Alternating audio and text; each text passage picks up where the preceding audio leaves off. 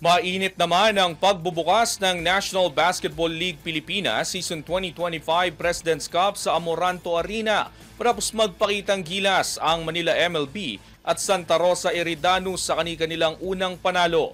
Ang ibang detalye alamin sa aking pag-abante.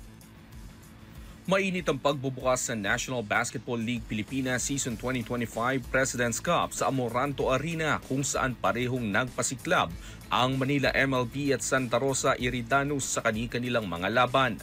Sa unang laban, pinatunayan ng Santa Rosa Eridanus na seryoso sila sa kampanya matapos talunin ng Zambales Constructicon sa score na 129-119.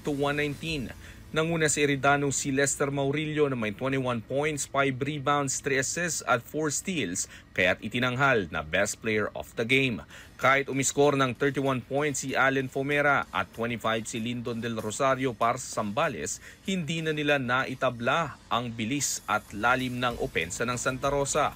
Nagpasiklab naman sa ikalawang laro ng NBL Pilipinas ang Manila MLB matapos talunin ang Quezon City Enforcers sa iskor na 120-114.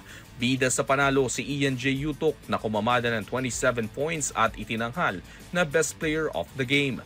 Bagamat umarangkada ng 42 points si Bilsian Digno para sa Quezon City, hindi pa rin ito naging sapat para maagaw ang panalo mula sa mas kalmado at mas disiplinadong tropa ng Manila MLB. Patuloy naman na mainit na pagsuporta ng NBL fans sa liga dahil dito ang tahanan ng tunay na homegrown.